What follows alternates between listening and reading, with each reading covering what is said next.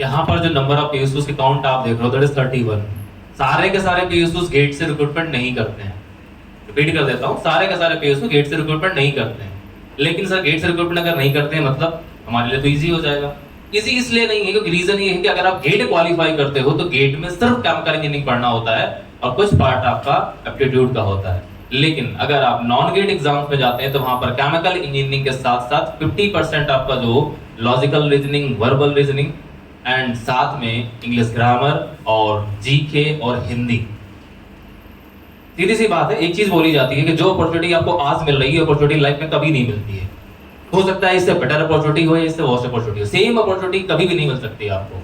मतलब आज अगर आप हमें लाइव देख रहे हो तो ये अपॉर्चुनिटी आपको दोबारा कभी लाइव देखने की नहीं मिलेगी। आपके जूनियर्स को मिल जाएगी, उनके आने वाले जूनियर्स को मिल जाएगी, लेकिन आपको लाइव देखने की अपॉर्चुनिटी नहीं मिलेगी। सिंपल सी चीज ये है कि गेट से बेटर अपॉर्चुनिटी अगर आपको लग रहा है कि नॉन गेट तो और आसान होगा, नहीं, वहां 50% टेक्निकल और 50% नॉन टेक्निकल है। टेक्निकल तो क्वालिफाई कर लोगे, लेकिन नॉन टेक में क्या करोगे? जीके कहां से पढ़ोगे, जीएस कहां से पढ़ोगे, हिंदी कहां से पढ़ोगे? आसान कुछ भी नहीं है, कहने के लिए लगता है आसान है। अगर गेट प्रिपरेशन कर लिया तो टेक्निकल स्ट्रॉन्ग तो हो गया, लेकिन जब नॉन गेट की तरफ जा रहे हैं तो वहां हिंदी भी पढ़ना है, जीके जीएस भी पढ़ना है, लॉजिकल रीजनिंग पढ़नी है। हमारे गेट के सिलेबस में लॉजिकल रीजनिंग नहीं है, हमारे गेट के सिलेबस के अंदर में जनरल एप्टीट्यूड है। तो बहुत ही आसान सिलेबस हमारे गेट का है, इसलिए चीजें आपके फेवर में गेट के थ्रू आती हैं। अगर आप गेट प्रिपरेशन कर रहे हैं तो आपका नॉन जो गेट एग्जाम्स हैं वो भी आपका टेक्निकल पार्ट स्ट्रांग हो जाता है। अब टेक्निकल अगर आप ऑलरेडी रेडी है तो नॉन टेक पार्ट को आप पूरा टाइम दे सकते हो, क्योंकि टेक्निकल में आपको मेहनत नहीं करनी है। लेकिन अगर आपको लगता है कि नहीं हम गेट नहीं देंगे, हम तो नॉन गेट में डायरेक्टली ट्राई करेंगे, ठीक है, फैक्ट का फॉर्म आता है, फैक्ट के फॉर्म के अंदर में जो क्वेश्चंस आते हैं वो इलेक्ट्रोकेमिस्ट्री के क्वेश्चंस होते हैं। कितने लोग इलेक्ट्रोकेमिस्ट्री याद है आज तक? सब बोल चुके हो, अब क्या करोगे? तो प्रॉब्लम ये है कि इस सिस्टम के अंदर में, जैसे सर ने भी बताया और आप लोग भी जानते हो कि केमिकल इंजीनियरिंग में जो ऑर्गेनाइजिंग इंस्टीट्यूट्स होते हैं, जो पीएसयूज है, उनको भी नहीं पता कि केमिकल इंजीनियरिंग में सिलेबस क्या देना होता है।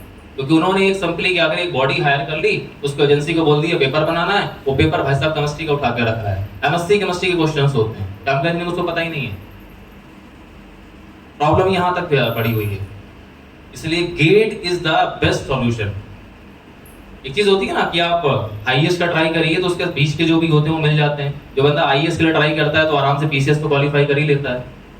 तो सिंपल सी चीज, अगर आप गेट के लिए ट्राई कर रहे हो तो उसके पहले आने वाले जितने भी नॉन गेट है उससे छोटे हैं, उसके पहले आने वाले जितने बॉडीज हैं उनको आप आराम से क्वालिफाई कर सकते हैं। जितने भी यहाँ पर नाम लिखे हुए हैं उनमें से बहुत सारे आपके पीएसयूज हैं जो नवरत्ना कैटेगरी में आते हैं, उनमें से कुछ ऐसे हैं जो महारत्ना कैटेगरी में आते हैं, कुछ हैं जो मिनी रत्ना कैटेगरी में आते हैं। ये रत्ना जो है ये डिफाइन करता है कि आपको फैसिलिटीज क्या क्या मिलेंगी, ठीक है। जस्ट फॉर एग्जांपल बता देता हूँ, आईओसीएल के अंदर अगर आप जाते हैं तो आपके सेविंग ब्लेड का पैसा भी आईओसीएल देता है, वो भी आपको अपनी जेब से नहीं देना है। ये फैसिलिटीज हैं, बाकी पता नहीं कितनी सारी फैसिलिटीज आपको मिलेंगी। तो मैक्सिमम लोग क्या करते हैं, बात नहीं जाते हैं। हमारे पास में अभी मैं आपको आगे बताऊंगा, कॉलेज के अंदर जो प्लेसमेंट का लेवल है सबको पता है, ठीक है ना। जितना तुम्हारा कॉलेज तुमको करके दे रहा है इतना कोई नहीं करके देगा। क्यों? क्योंकि बहुत सारे कॉलेज जहाँ केमिकल इंजीनियरिंग चल रही है, इवन कानपुर के अंदर बहुत सारे कॉलेजेस हैं। इस साल तो आईआईटीज के अंदर के हालात आप पढ़ते होगे, अगर न्यूज़पेपर पढ़ रहे होगे तो 30% 40% प्लेसमेंट खाली पड़ा हुआ है। सोचिए जिनका पैकेज एवरेज पैकेज तक डाउन आ गया है, जिनका एवरेज पैकेज 25 LPA प्लस होता था उनका एवरेज पैकेज डाउन आ गया। अब आईआईटी जैसे प्रेस्टिजियस इंस्टीट्यूट में पहुंचने के बाद अगर जॉबलेस आ रहे हो, और हमेशा ध्यान रखिएगा एक चीज मैं ऐड कर देता हूं जो आपको कभी कोई नहीं बताता, आपका कंपटीशन आपके बगल वाले के साथ है। कोई भी आईआईटीएन आपके कंपटीशन में है ही नहीं, not even a single IITian fill the GATE form, कोई भरता ही नहीं है। आपका कंपटीशन आपके बगल वाले का मतलब आपके सेम लेवल के स्टूडेंट के साथ में है।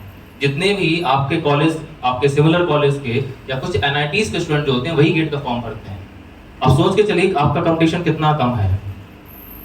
अगर सपोज किसी आईआईटीएन को अगर गेट का फॉर्म भरने को मिल जाए तो